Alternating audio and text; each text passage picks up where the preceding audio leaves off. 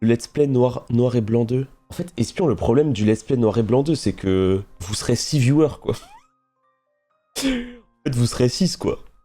Après, c'est pas mal, 6, hein. 6, c'est pas mal, hein. Mais bon, peut-être, allez, peut-être 12.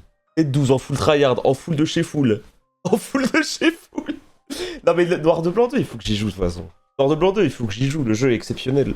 En fait, tout le monde m'a dit que le jeu était exceptionnel, donc je pense qu'il n'y a aucun monde où le jeu est pas exceptionnel.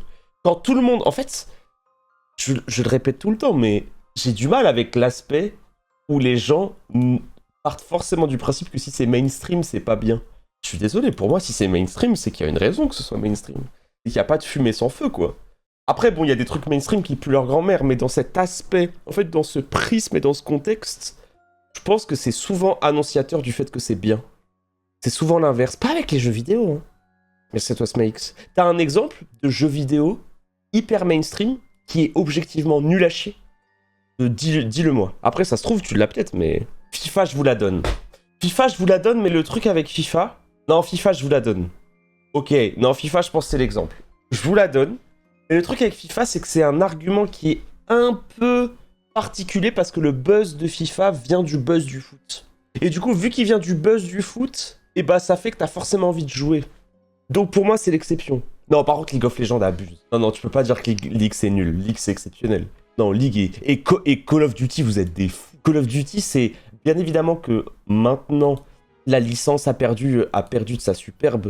Et il y a des trucs un peu nuls sur Call of maintenant. Mais vous abusez de fou furieux. Call of, ça reste quand même un monument du jeu vidéo. Ça reste un chef-d'œuvre. Call of, c'est réellement un chef-d'œuvre. Après, merci toi Banzai, merci beaucoup. C'est juste que, bah, il y a des problèmes avec Call of et sa licence a changé de sa superbe. Mais vous pouvez pas dire que c'est nul. Un chef-d'œuvre, doucement. C'est un chef-d'œuvre. C'est un chef-d'œuvre.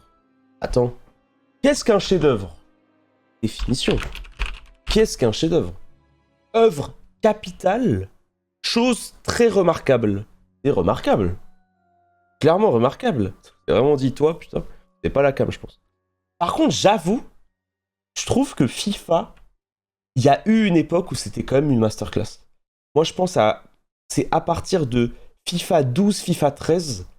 FIFA 12, FIFA 13, c'était un chef-d'œuvre. Je le dis.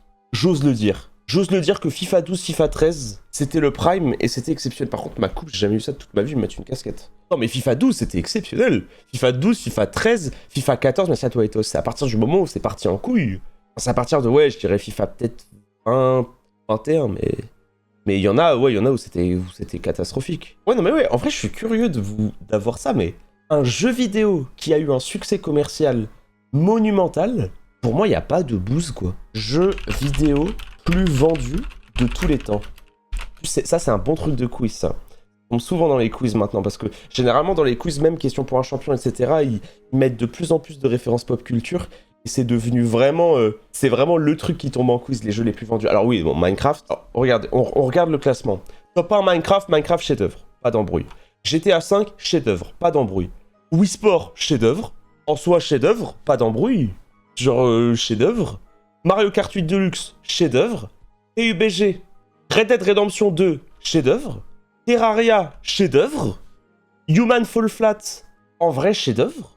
Parce que c'est un puzzle plateforme assez stylé et en plus qui a un peu révolutionné le genre. Non, moi voilà. Witcher 3, chef-d'œuvre pour plein de gens. Animal Crossing, chef-d'œuvre. Véritable chef-d'œuvre. Oh, c'est vrai que Human Fall Flat, 8ème, ça me surprend. Pokémon, bon, Pokémon rouge, bleu, vert, 11ème du classement. Non mais les amis, c'est une stat exceptionnelle. Mais vous vous rendez compte? Non mais rendez-vous compte. Super Smash Bros Ultimate, 18ème de ce classement, a été plus vendu que Call of Duty Black Ops. Super Smash Bros Ultimate a plus été vendu que Pokémon Or, Argent, Cristal. C'est inhumain. Non mais c'est inhumain, la stat est inhumaine. Non mais la stat est inhumaine, moi ça me choque. Hein. Moi je trouve ça vraiment hyper choquant. Parce que oui, il y a l'aspect duré et tout, mais c'est une stat de dingue. Super Smash Bros Ultimate, 35,88 millions de copies vendues. Ce qui était vendu avec la Switch, non? Il n'était pas vendu avec la Switch. Il y avait un pack Switch, mais il n'était pas vendu avec la Switch au sorti. Oh, par contre, ça j'avais pas cette stat. Elden Ring 28 millions. Et attendez, Pokémon épée bouclier, on est sur du 28 millions. Hein. Moi, Pokémon épée bouclier, je pense que c'est un peu sur la réalisation et le principe, c'est un jeu exceptionnel. Sur le principe, c'est un jeu exceptionnel. Sur la réalisation, c'est une catastrophe. Voilà, c'est un peu ça. Pokémon, après, c'est le concept qui est un chef-d'œuvre, pas trop les jeux. Est-ce que c'est ma nostalgie qui me fait dire que Ruby Saphir, c'est des chefs-d'œuvre? Peut-être. Je pense que Ruby Saphir, c'est quand même de la frappe de fou. Quand je regarde un peu... Enfin, après, c'est surtout les derniers jeux où c'était un peu de la merde, quoi. Et tu vois, moi, je suis désolé, mais Legend Arceus, je trouve ça magnifique, quoi. Legend Arceus, je trouve que c'est un jeu exceptionnel, mais c'est moche. En fait, c'est magnifique dans le concept, magnifique dans l'action, magnifique dans ce que tu peux faire dans le jeu, mais oui, c'est trop moche, quoi. C'est vraiment trop moche. Et c'est le problème. Je viens de me l'acheter, Arceus, hâte de le recevoir. Ah bah normalement, tu vas te régaler. En fait, tu vas forcément trouver ça trop bien en termes de gameplay, mais tu vas peut-être tilt sur le fait que le jeu est moche.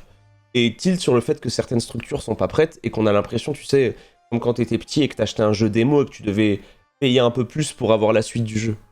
Abuse attraper 14 Castorno pour passer des levées. Moi, je me suis régalé. Hein. Ah, moi, je me suis vraiment régalé. Après, c'est mon avis, comme je te le dis, c'est mon avis. Mais moi, j'ai adoré Arceus et j'y ai joué et j'ai vraiment kiffé. Si beaucoup de monde connaissent, mais Pokémon Ranger... Ouais, Pokémon Ranger, Pokémon Ranger, c'est incroyable, mais je pense qu'il y a une grosse commu, Pokémon Ranger. Il y a des gens qui adorent Pokémon Ranger et qui très souvent en parlent. Pokémon Ranger, c'est pas mal, hein. Moi, j'ai joué quand j'étais petit et je trouvais ça vraiment bien. Arceus, tu fais que lancer 40 millions de Pokéballs, on dort. Moi, j'aime... En fait, ce que j'ai aimé avec Arceus, c'est que c'est une prise de risque. T'imagines, tu changes le gameplay principal de ta licence, alors que c'est une licence où si tu fais tout le temps la même chose, tout le monde va acheter. C'est ça que j'aime bien avec Arceus, tu vois. C'est que si tu entre guillemets, changes rien à Pokémon, tout le monde va l'acheter. En fait, tout le monde va l'acheter, t'en bats les couilles. Tu fais tout le temps la même chose, il y a strictement tout le monde qui va l'acheter. Et le fait que tu changes un peu, et que tu prends un risque, et que tu tournes ton gameplay, moi vraiment, j'ai trouvé ça génialissime, j'ai adoré. J'ai vraiment adoré.